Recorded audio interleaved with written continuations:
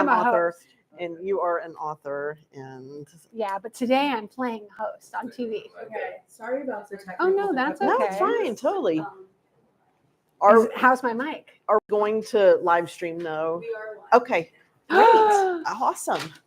Welcome everyone to the. Please like and subscribe. You can join my Patreon at. I don't even have to do this. You've got it. Okay. Yeah, Thank you guys so much for your patience. Sorry about that. I happen to be so bad at technology. It's crazy that I haven't been fired, but we're here.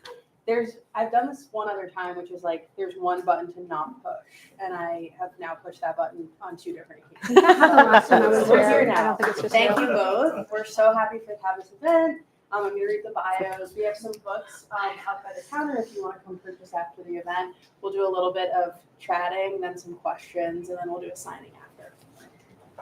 So May Cobb earned her MA in literature from San Francisco State University, and her essays and interviews have appeared in the Washington Post, The Rumpus, Edible Austin, and Austin Monthly. Her previous novels are The Hunting Wives and My Summer Darlings. A Texas native, she lives in Austin with her family. Her novel, The Hunting Wives, is soon to be a series on Stars, which is very cool and very exciting. Woo! Thank you, Our Stars. conversation partner tonight, thank you so much for coming and facilitating. Eliza Jane Brazier Yes. is an author, screenwriter, and journalist. She currently lives in California, where she is developing her books for television. Should have Also done me very first. cool. I feel like I kind No, of no. kind of short here with the rumpus Oh. and an MA. No, not at all. Oh my God. Thank you everyone for coming here today. Yes, thank We're you, very- seriously. Very fortunate to have May Cobb, who is a treasure. So let's get started, May. Why don't we start at the beginning? Okay. Oh God. Of like how we met. No. Like- So this isn't about us. I know it is about us. We do actually have a lot in common. We have the same publisher, the same film agent. Like it's really cool. We have like this parallel. Yeah, we have parallel lives. In another world, I could have been May. But in this world, we're going to ask this May a couple of Thank questions. God you got spared that fate. So May, the first thing I want to talk about is what was one of the first projects where you felt like you were a writer? Gosh, I think I've already torn the mic off. That's okay. Where I felt like I was a writer, I think honestly, my first novel, Big Woods. Yeah. Because I had been This is working so on a important. nonfiction book forever, and I was having a really hard time with like how to tell the story and whatnot. And then, anyway, I wrote a book in a year, and that was my debut. And I just sort of gave myself over to fiction. I feel like I And it need was to know so so much liberating. more. Okay, so you originally wanted to, when did you always want to be a writer? Like No. when you were younger? No, I Okay. wanted to be a lawyer. Oh my God, what kind of lawyer? I don't know, like We social could have had a justice or different something. world. What? I know. Oh my God. But then I realized I could never do Maybe like a divorce lawyer. the Probably Elsa. Oh, yeah, sultry that'd be good. stories. That would be good. Okay, so you originally were writing nonfiction. Yeah. So like what specifically? Like what subject?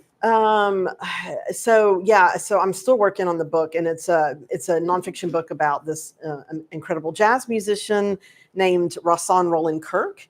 And he played 3 saxophones at the same time, and he was blind, and he overcame all these staggering odds. I feel like that needs a documentary, because if I'm reading that somebody played 3 saxophones at once, I do need some like visual. It's amazing. There's an incredible documentary out about him. Oh, that's amazing. Yeah. So, but I like basically, it's called The Case Wait, of how a did you Three-Sided discover Dream. like that subject?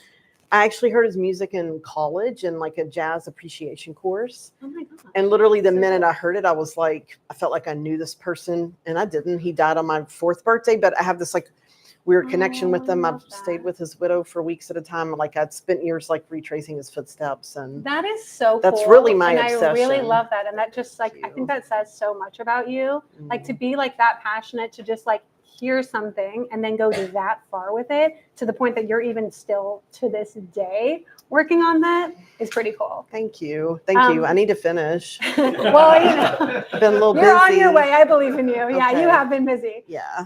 Okay, so then what, I guess, inspired you to switch to fiction? And then, well, we'll start with there. Yeah. We'll start with that. I was having a hard time, like I said, trying to figure out how to tell his story. So I took a class from the great writer Amanda Eyre Ward, who just had an event here recently. And she's one of my good friends, and it was how to write a novel or memoir in a year. And mine is sort of like part memoir, But when she sort of explained like 3-act structure, and it kind of felt like in this, and I don't want to reduce it to like a paint by number situation, but it kind of felt like, oh, I too could maybe write a novel.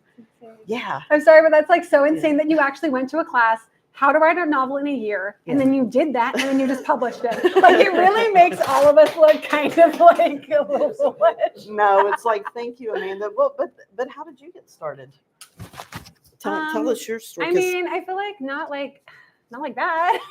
I mean, I definitely always wanted to be a writer. You did, and okay. I grew up like, I loved LA. Like, I wanted to be like an actress. Like, I used to like write like scripts. I remember like I wrote my first script when I was like 10 or 12, and I found an address on the internet for someplace in Hollywood, and I sent it. I had it cast Leonardo DiCaprio opposite Gia from Full House. Oh I my don't know if God, anyone remembers a smaller character, that's the kind of amazing. bad girl from Full Yes, House. of course.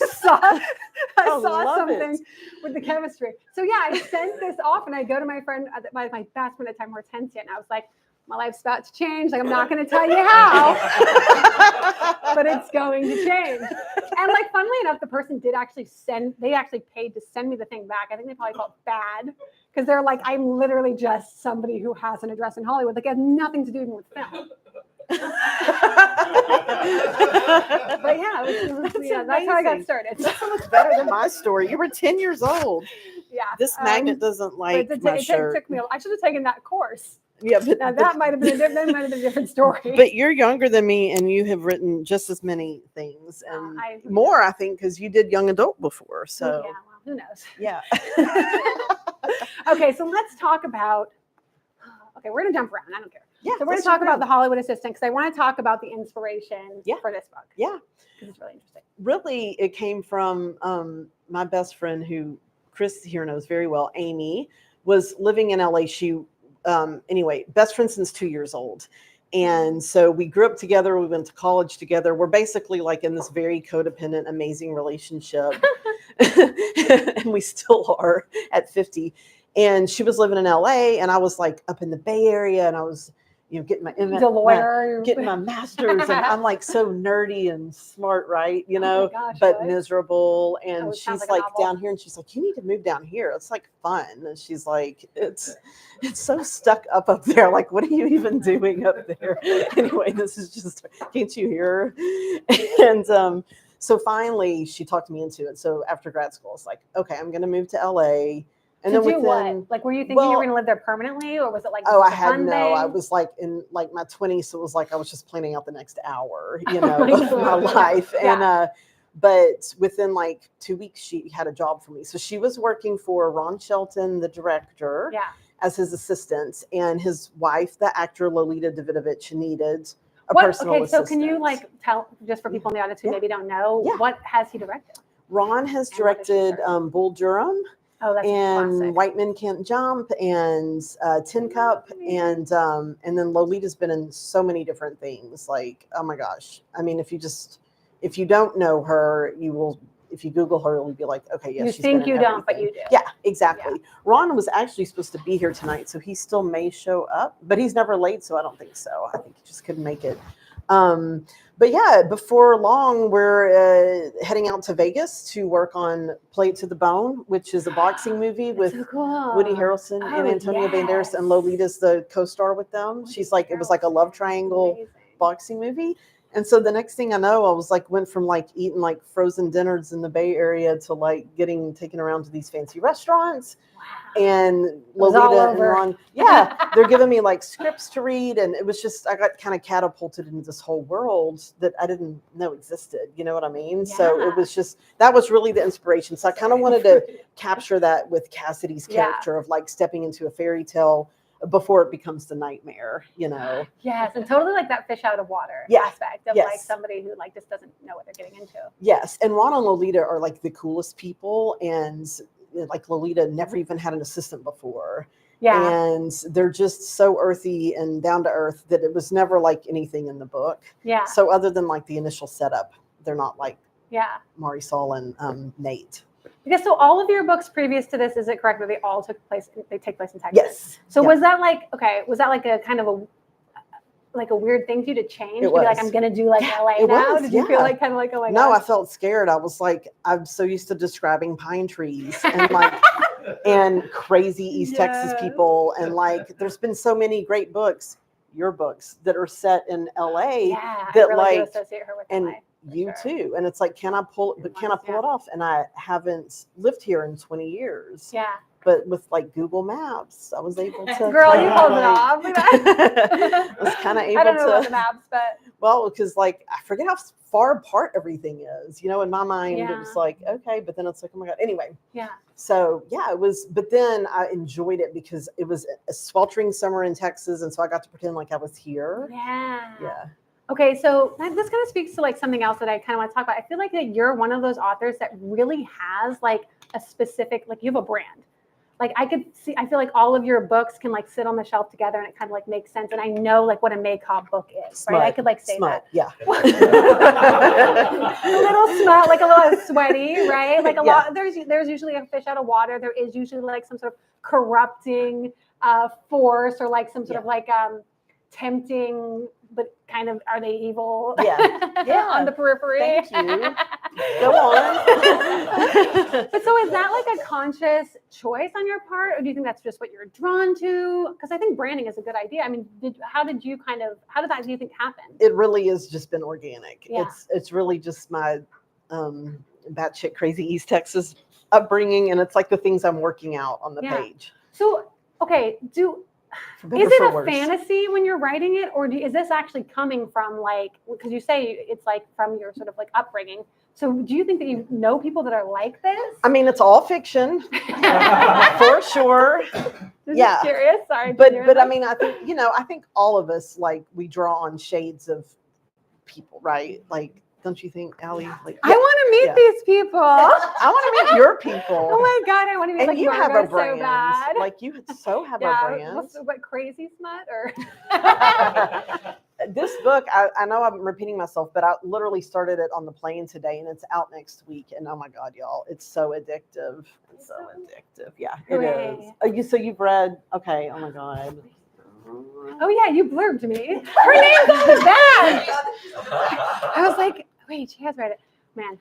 It's not on the back of the ARC. Well, so that's it should be. Why I didn't know. But we need to call somebody. But I wanted to ask you, like, do you consciously think of like branding or what you're drawn to? You just write like I think I should actually brand more. No, you shouldn't. But no. I like for me, I like to like challenge myself. So like I'll always try to do something because I think it's really, I think the most fulfilling part of this job is like the journey and like getting better at it. Yeah. I think if you're focused on things like that are external and are beyond your control, then that's just like a recipe for misery. Yeah. So I try to like do stuff like with this when I really wanted to write something that was like action because I hadn't really done that. Oh my gosh, we were just talking about should we rewind? Yes, we should. Ron, let's let them sit down. Hey, come on in. No, you're not interrupting. We were just talking about you. We're gonna rewind and do that question again. So I wanted to talk about what was the inspiration for the Hollywood Assistant. What inspired you to write this book? Everyone react. This lovely couple, power couple, Ron Shelton and Lolita Davidovich, that I was lucky enough to work for. Amazing. Tell us what you said the first time. Can I talk about that? Oh my God, no, we didn't get the inside of the nanny. Lolita was actually pregnant with Valentina. Oh my God. And amazing. That was an important part. It was a little, it was, I don't know, it was a tricky pregnancy, and so more high risk, and so she needed. I was just telling them Lolita was never someone that had an assistant, before. And she needed someone to help keep her off her feet, more bed rest, because we were in the middle of, Ron was in the middle, not me, of filming Play It to the Bone. And so Lolita would sit in the car as much as possible between takes and then come out and do her part. And you would never know it in her scenes. Like, she's got the leather jacket on and, so yes. And it just turned out to be this, not the way it does in the book where it's like this obsessive love affair, but this real loving relationship between me and Ron and Lolita, almost like family, because I was so intimately involved in their lives. That's so cool. And how long did you 2 years.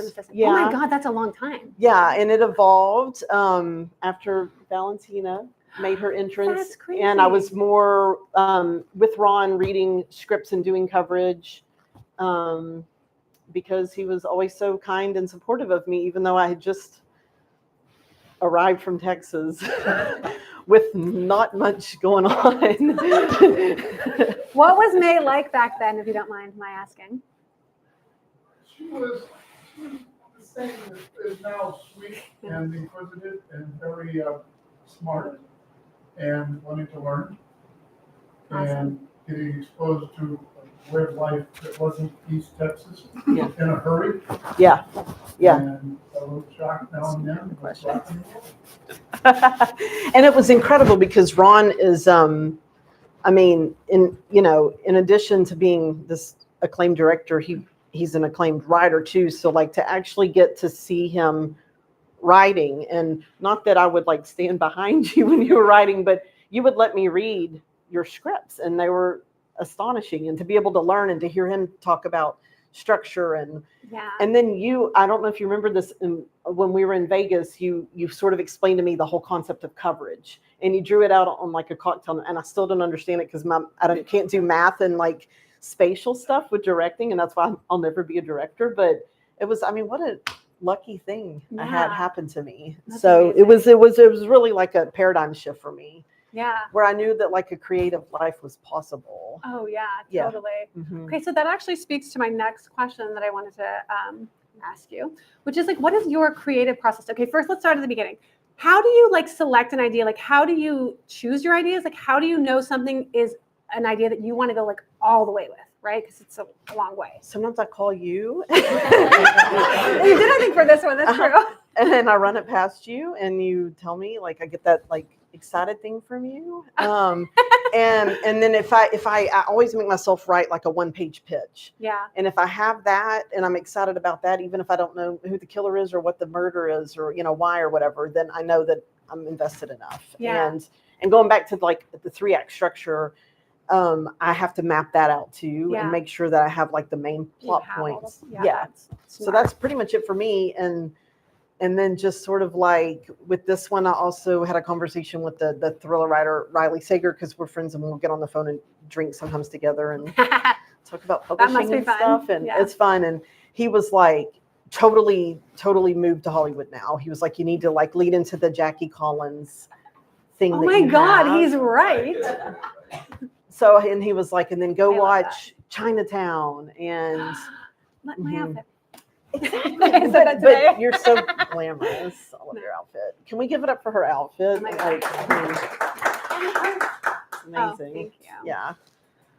Okay, so you have the idea. So then what is like the sort of next step? Like, do you outline? I don't. No, you just have the general idea. You're like me. Yeah. And then, so what does like a day look like when you're working on a novel? Like, are you somebody who wants to hit like a certain number, like a target with word count? Yeah. Or is it like time? Or how do you kind of like meet out that process? I need to hit like 1,000 words a day. Yeah. Yeah. Mm-hmm. And is that like 5 days a week? 5 days a week. Yeah. The book I just finished, not this one, but the latest one, I had to write in 4.5 months. So I was writing 8 hours a day, 7 days a week. And I don't want to do that again. It was fun. That's a lot, girl. But yeah, no, it was. Yeah. It was like, oh my God. So yeah. Well, I guess it's a relief when it's like done. Yeah. But I don't. And then are you someone who has like a lot of drafts? Do you like write pretty clean? But I work like with a freelance editor. Yeah. And so I work with a developmental editor, and she comes in and actually helps me. So I might write the first 50 pages and send those to her to make sure that there's something there. And that's and nice. then we will work through polishing it. And then when we're done, we have a pretty good first draft because you know how much I Well, I feel like editing, you turned around that that book pretty quick. You're so quick. Well, yeah. Like how long did it take you to write this one? I don't know. Yeah, she doesn't want to talk. I know I don't remember. She doesn't want to talk. I don't remember. Well, Ron, I feel like I am talking a lot, to be fair. No. Girls and Their Horses, Ron. I need to get that In for my- you. You would love that In my book. defense. So Okay, so who came up with the title and how? Okay, I had a very different title, and then What was it? Yeah, it wasn't good, so I'm not even going to No, say it. please. Okay, fine. Tell us later. Okay, If you buy a book, she'll tell you. I'll whisper it. She'll whisper it in your ear. Um, She'll write it in Write it the in notes. it was then Berkeley, our Yeah. publisher wanted something different. And so they Yeah. suggested the assistant. And then we all kind of like, we landed on that for a while. And then it was like, that's not enough. Yeah, I it's think specific. it might have been Candace that came up with Yeah, she's good. the Hollywood assistant. Yeah. And so Yeah. then I was like, yeah, I like that. Yeah, Because it seems like really simple, but then that's It tells sometimes a lot. good. No, I think it's good, and and it makes you want to know more. yeah, I hope. Okay, now this I really want to talk about this, right? Okay, so one of May's books, her second book that was published, The Hunting Wives, it's in post production, so it's being adapted for television, but for real, because sometimes we say that and it never happens, as we all know in Hollywood. But this one's gonna happen. It's gonna be on TV. Yeah. So what has that been like? Because that's every author's dream.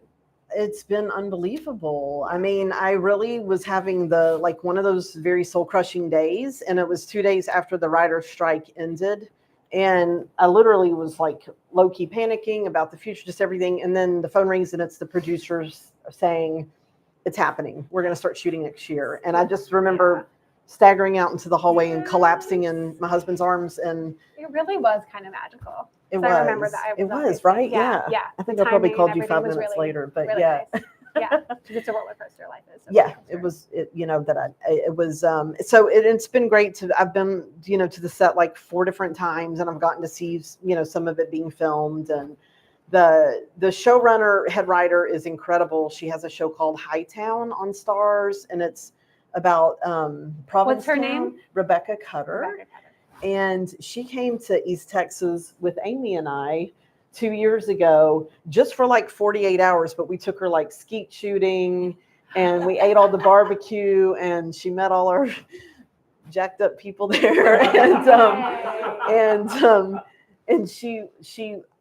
Amy, my best friend, was like, I don't understand that, how after just 48 hours, it's like she grew up with us. Like what she's done with the book to make it an 8-episode series, it's more Texas than what I could have done, and she's not from Texas. So that's awesome. Yeah. Okay. So what is next for you? I did just finish that novel that almost killed me. And can you tell us anything about it or not yet? Yeah. So I can tell you a little bit. The details are still under wraps, but I went back to East Texas, and it's another sort of like sultry, salacious suspense, and it might be like the most salacious one yet. What? You say that every time. But I went there. Awesome. So how about with you? You have a million things going on. I'm just working on, I'm like adapting stuff. So I'm like trying to focus on like just adapting screenwriting, because it is hard juggling both. And so I'm adapting one of my projects for film, and then one for television, and then I'm doing spec stuff. So just like really trying to like dive into that world and really enjoy it. A hero. As much as possible. I love it. But to that point, like, are there other sort of creative avenues that you wish to pursue apart from writing novels? Screenwriting for sure. Yeah. That'd be awesome. Yeah. Well, So, here we are. I know. So now we're going to turn the time over to our esteemed audience to ask some questions. I think we have one right over here. This is more just the whole process of that writing and publishing. Was it hard to find a publisher? For my debut, it was. It was hard. It was funny because the agent that signed me then, I'm with another agent now, but she was like, "Oh, this is the kind of book that's going to sell at auction," and I was like, "Sweet," and I'm going to go get a new shirt at Target tonight just because she said that. I'm like so happy. Playing with fire. Cut to 5 months later, and the book still hadn't sold, and it went to 33 publishers. 31 turned it down. One we never heard back from, and then one said yes. So it was really hard, but it only takes one. But it only takes one. Yes. So yeah. And then let's talk about the next one. Oh yeah, that was crazy. So I went with another agent. This is for The Hunting Wives, right? Yeah, the one that's being adapted for TV. So when you took that one out, yeah, I think I would imagine it was like a sensation, and you went to auction and. Yes, and it was a little unusual because we had just a partial, because Oh, I don't know. my Remember that. sort of like personal situation. I needed to see if this was going to be a career or not. I needed money. Just So to wait, put it what plainly. for people who Yeah. might not know, what is a partial? What It's does just that like mean? half the book. Usually you have to have the whole thing written, but I was like, I need an agent to sell this partial like yesterday. And so she said, okay, a lot of agents were like, I want to rep this book, but I don't want to do that. You have to Yeah. write the whole thing. And I'm like, I don't have time.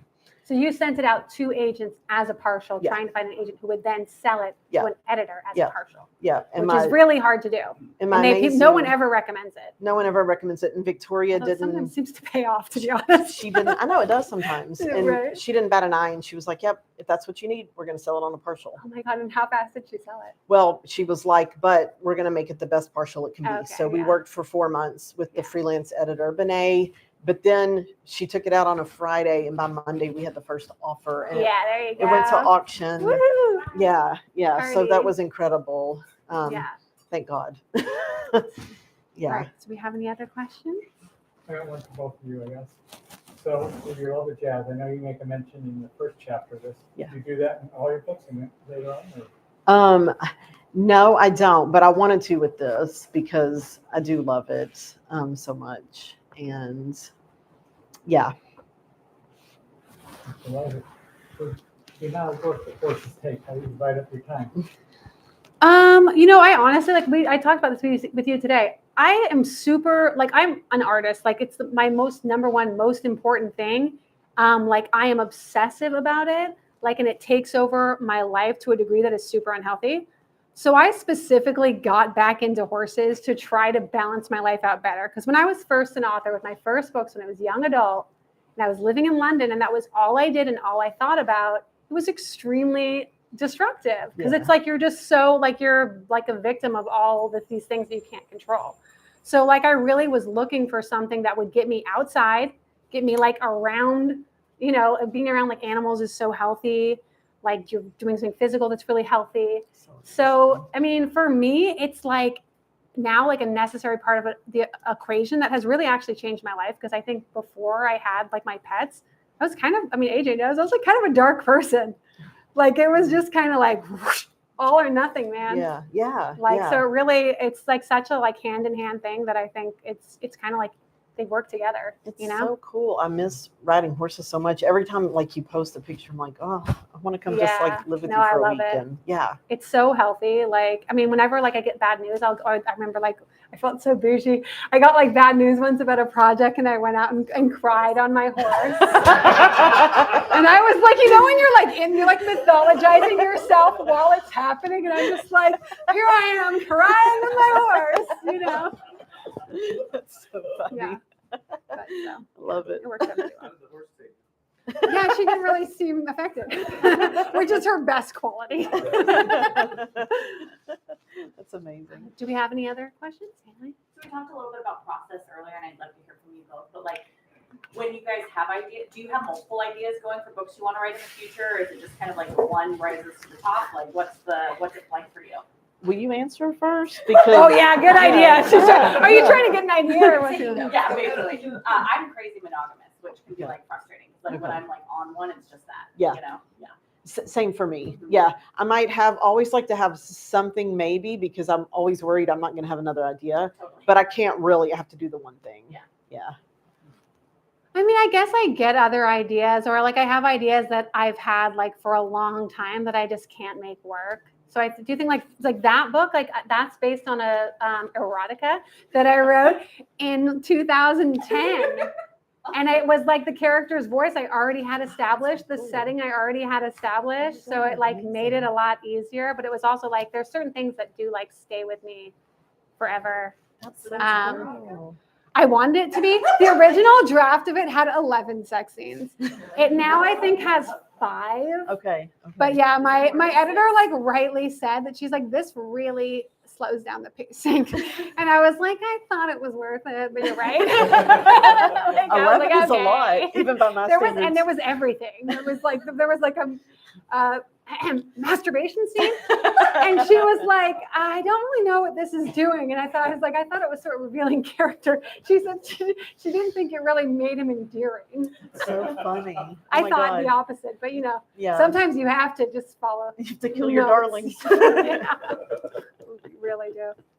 I have a follow-up to that. Have you ever, well, not to that, about whether it's monogamous in your ideas or anything like that, have you ever had to pivot when something came back? And I know that you left on the jazz one, that it's still continuing, but Yeah. you haven't had to pivot from some of the fiction works.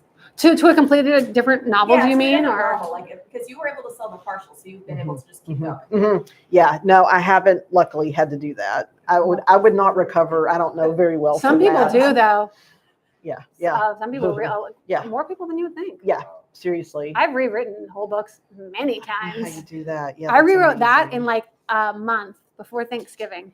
Yeah. And you said, And it Girls was in the- completely a different story. Like, but you know what? I was writing it so fast that I felt like I couldn't like fake it. So I just wrote my natural voice, which is a complete asshole. It's the So best. it worked for the subject. Yeah. Best voice. It works for the It's subject. the best voice. Yeah. I love it. I feel like different stories need to be told different ways. And I Yeah. think like people have said that about like Taylor Swift has said that about like songs. Okay. I think it's like if you try to write every book the same way, it doesn't work. Like you have to, every story has to be told in its own. What do you think? No, totally. Like Girls and Their Horses has like, is it 5 POVs? Yeah, I wrote that probably 5 times. So. Yeah, Yeah. but it really, like, I'd never done anything like that, but that's the book that like saved my life last year and inspired the one that I just finished because, wow, I really didn't know what I was going to do. And that, like, Well, no, what's so funny If that you this came was into my house, inspired by yeah. May aw, for me, that I wrote this book inspired by you. I know that's crazy. And then you said it inspired you. And that's Yeah. happened to me before with other things as well, where I've been crazy. inspired by somebody and then that thing that I did that inspired them. And I think that's very so cool. It's so cool. And Yeah. it's cool because we're It such kind of good reminds me of friends. your story when you talked about the nonfiction, when you connected to that musician. I Yeah. think that there's like certain people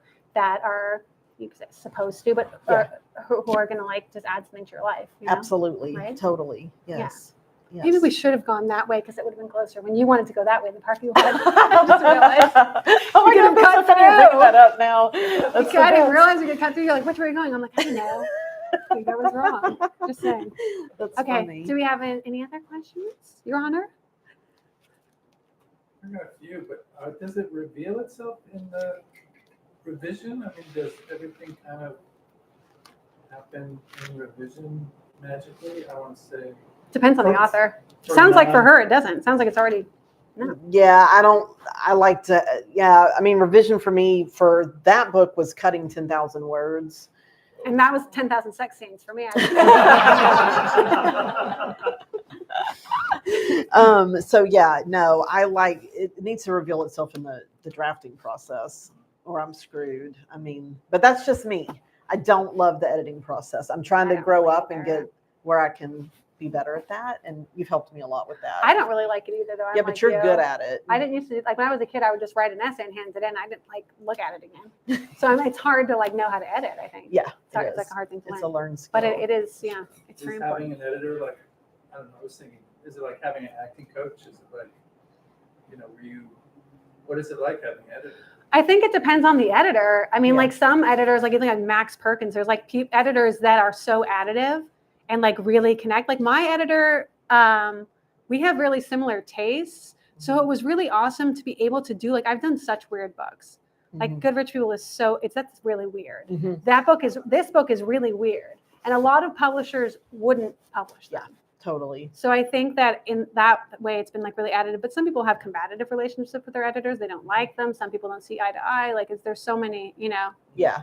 it's like it can vary. Some people are married to their Yeah. Yeah. Maybe. Yeah. That sounds like a Hallmark movie. Yeah. With 11 sex scenes. Maybe stars. Yeah, exactly. Do we have any other questions? Oh, Haley. What's your ideal writing day? You go first. I write the end, and I click send, and then I go ride my horses. That sounds amazing. Yeah. 2 or 3 hours, and then the word count gets done, and I don't have to worry about it, and I get to go on a walk and be a human. Yeah. So but it rarely happens like that. It's like social media. it's social media's fault that I'm on Instagram. Yeah. Yeah. But yeah, I don't know. What about you? Yeah. Any day where it feels good. you Yeah. know, where Yeah. it's like just flows. Flows. Yeah. Yeah. Totally. That's very true. Yeah. I have a question for both you ladies. Where do you write? Where's your writing space? Mine's in the corner of my bedroom. And it's like this, I live in kind of like this cute old Austin house, and it's got a big window that looks out to the backyard. But I always had an office before, but I just felt like, I don't know, stage fright in there. So I like to pretend like I'm not really doing anything. So it always has to be just a little desk. It's Yeah. half the size of this, and that's it. Yeah. And if I have too much surface area, then I make too many notes. And that's like just my excuse for not just doing this. So how about you? I sit on the couch, facing nothing, with my laptop on my lap. Amazing. But like, yeah, I never like sat at a desk or anything like that either. Yeah. Like Yeah. I think I would feel kind of, I don't know, Yeah. like rich. And I don't want to feel rich when I'm writing. I want to feel poor. Otherwise, why would I be writing? That's true. Oh my God, that's funny. Yeah. Dan. Some authors say that they make a playlist. Do you listen to music while you write, or do you need silence? I have to have silence, but I sometimes have to listen to music in the interim, like to pump me up for something for sure. Yeah. But silence. Silence, family. Yeah, as if. I know, right? I listen to Yeah. dogs barking and planes flying overhead. Or leave? I don't notice it though, to be honest. So, Yeah. unless I'm having like a really bad day, I guess maybe. But Well, should we sign? should we wrap this up? Yeah. What does All right. going to auction mean? What's that mean? It means more than one publisher wants it, so they're all offering more and more money It's like a to bidding try war. to get it. Oh, Yeah, Yeah. yeah.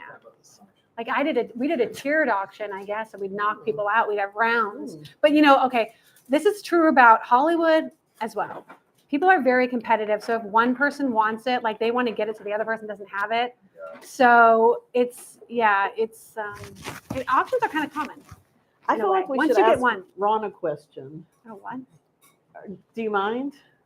I haven't heard the question yet. I know.